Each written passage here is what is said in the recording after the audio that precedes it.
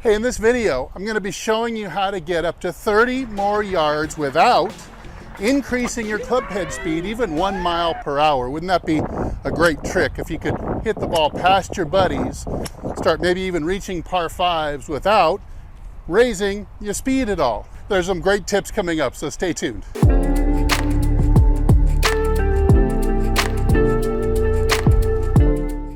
Hey, this is Steve with HitItLonger.com. I want to help you hit it longer and straighter this year. All right, next there's launch angle and spin rate.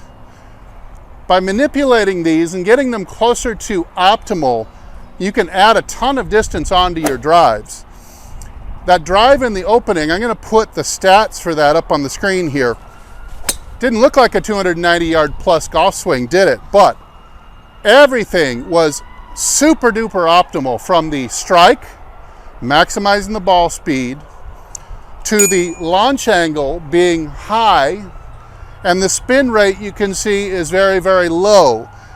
That is the key to hitting long bombs for whatever speed you're swinging at, is generally raise the launch angle but lower the rate of backspin. This will give you the maximum carry and roll potential that your club head speed merits. Now, how are we going to launch it higher? Well, for a lot of you out there, it could mean, if you're a slower swinger, it could mean using more loft, simply using more loft. However, if that takes you to high launch and high spin, then you've got to do something else. We're talking about angle of attack.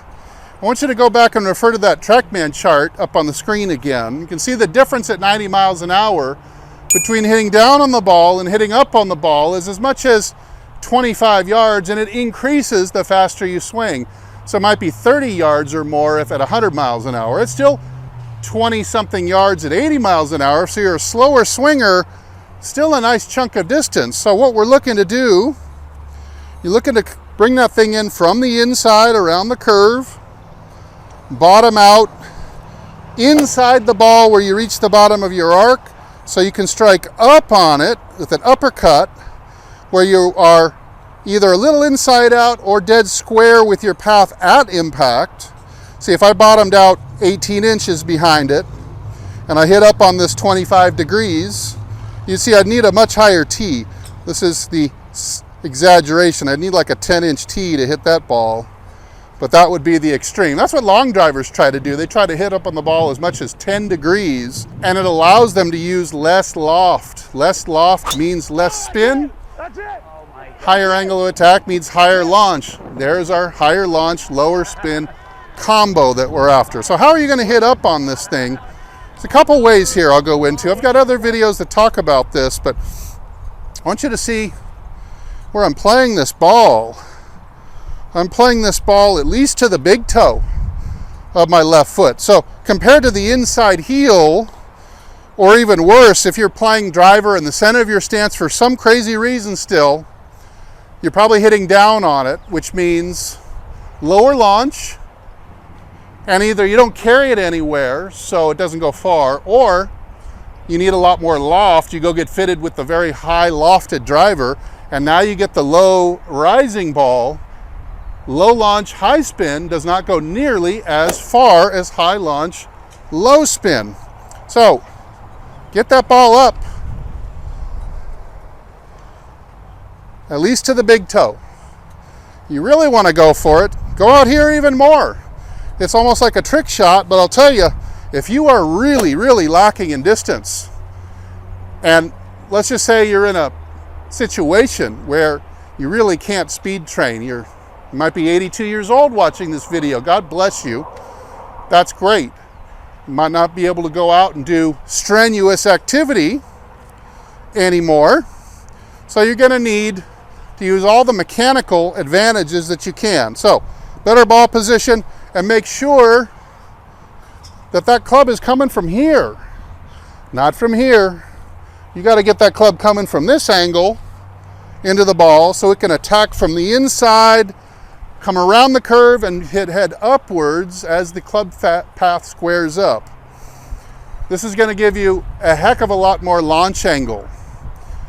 Hopefully, it gives you so much launch angle that you have too high of a launch And you can take that little wrench that came with your driver that you've never used before, and you can turn the loft down. I've taken even older golfers, and they're hitting the ball so high now that we've had to turn them down, you know, from 12 degrees, 10 and a half, 10, 9 and a half, 9. And this is dropping the spin rate while keeping the elevation super high, and they're hitting it longer than they did when they were younger.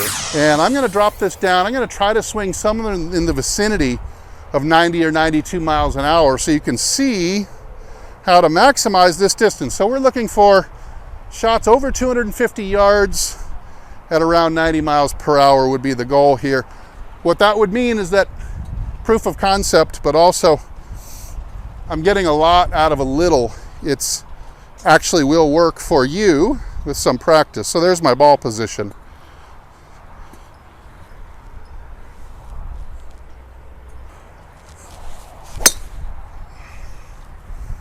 Okay, there's a real good straight one. And perfect, we're at 89 miles per hour, so just under 90. And we've got a hit of 256 yards. We have 229 carry, rolling out to 256 yards at 89 miles per hour. So we're talking about a nice big sweet spot on these modern day clubs, certainly to get maximized out. But we're talking about highly distance efficient, and that's what we're looking for, is if we can't swing the club any faster, how can we get 30 extra yards? Well, I've done it right there.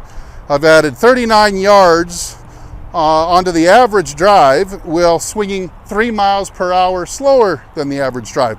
That's some serious efficiency. So take all these tips, do them one at a time, choose one that you think will help you the most, and try to incorporate that into your swing. But once you can do all of these things and you've practiced enough to where they're all just automatic, I think you're going to see you're going to be out driving your buddies like crazy. It may not seem possible at first. Feel like you're swinging harder and harder to get no distance, but remember all these little tweaks you can make to just become more efficient. Head over to my website, hititlonger.com, for more great videos and articles I'm sure are going to help your golf game. Also, coming up, I'm going to be fixing swings in an upcoming YouTube video, and I'd love to take a look at yours and give you some help. Of course, if your swing is good enough or bad enough, then I'm going to use it in an upcoming video. All you have to do is this: just take a down the line video of yourself, trim it to 3 seconds, and send it to me at steve@hititlonger.com. It's important that you trim it to just the swing itself and no extra, so it'll fit in an email. Then I'm going to be happy to take a look at it and hopefully feature it in an upcoming video. Hey, thanks again for watching. If I don't see you in the next video, I'll see you longer and straighter down the fairway. Everybody take good care.